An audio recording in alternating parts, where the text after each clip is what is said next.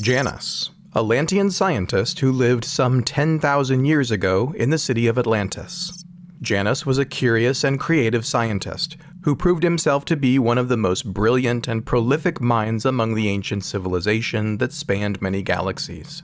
Janus is the inventor of a time drive, a unique component that allows a puddle jumper to travel through time.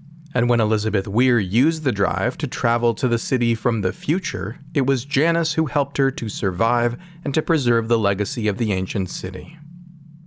The Lantean scientist Janus was a member of the Ancients, a race once known as the Alterans. He lived millions of years after the Ancients built the city of Atlantis and migrated from Earth to the Pegasus galaxy, but before they learned to ascend to a non-corporeal plane of existence.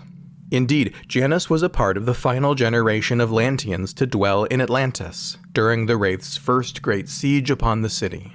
Over many years, his people fought a losing battle against the Wraith. The final siege itself lasted for many years, and eventually the inhabitants chose to submerge the city beneath the ocean and evacuate through the Stargate. Some 10,000 years later, the expedition from Earth would find Atlantis in this state. Janus was a highly intelligent scientist and inventor. By personality, he was curious and compassionate, soft-spoken but firm in his convictions. While he was one of the city's lead scientists, Janus was also something of a renegade. He sometimes worked in secret to develop his own controversial new technologies. And despite the stern warnings of his leaders, he was willing to defy their orders to pursue his goals. Not for power or prestige, but because he believed his inventions could make the universe better. During his years in Atlantis, Janus maintained a secret laboratory, hidden even from the Council, where he worked on a variety of new and unauthorized technologies. Some of these were left incomplete, along with an encrypted database of his research that would provide a treasure trove to future generations. Among the controversial technologies Janus developed here was the Attero Device. When activated at a remote station with a large power generator, the technology disrupts subspace itself, flooding it with static in order to destabilize hyperspace travel. Any target ship attempting to enter hyperspace while the device is active, anywhere in the galaxy, is immediately destroyed. But because the Attero Device targets only the subspace frequencies used by Wraith hyperdrives, only enemy ships would be at risk. The Wraith fleet would be effectively grounded, only able to travel between planets at sublight speeds.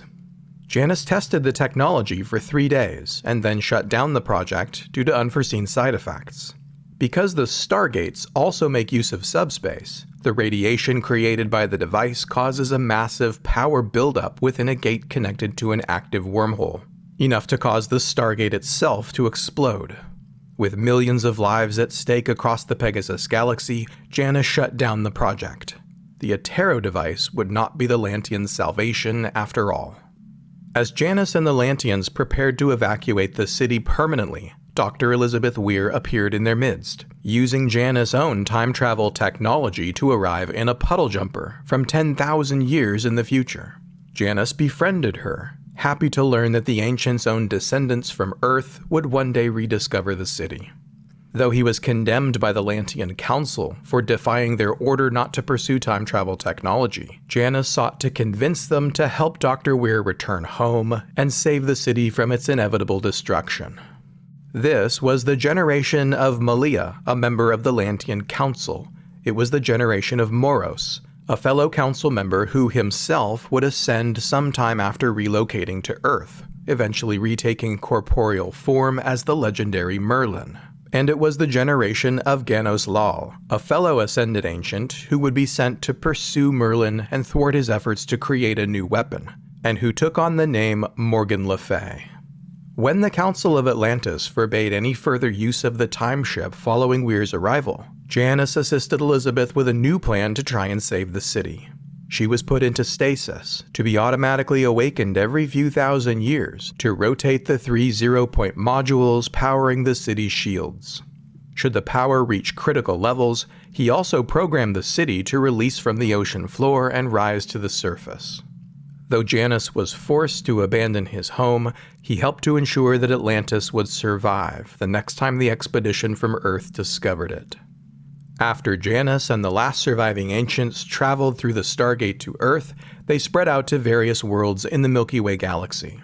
Some may have believed this to be the twilight of their species, but there is evidence that Janus continued his scientific and technological endeavors. This included time travel technology, despite the wishes of the council that once governed Atlantis.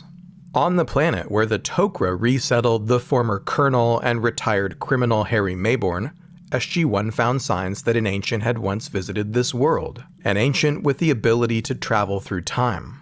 They found old ruins with a tablet inscribed in the ancient's language, chronicling the planet's past, present, and its future history.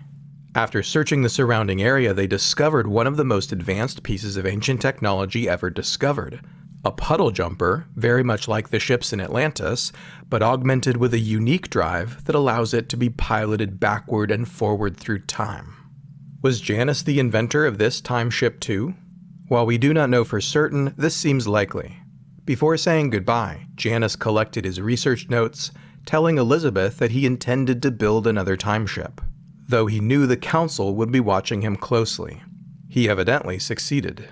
The time ship was left behind on the planet long ago, but Janus' own fate remains a mystery. He may have completed his work and died of old age millennia ago. He may have built more than one ship and settled somewhere else on the timeline. Or perhaps Janus himself learned to ascend beyond the material plane, giving up his scientific endeavors for more metaphysical pursuits, making him one of the others who still exists to this day. For more people, places, and things from the Stargate universe, visit StargateOmnipedia.com. If you want to support Gateworld on YouTube, like this video and leave a comment. Check out this playlist for more videos from the Stargate Omnipedia.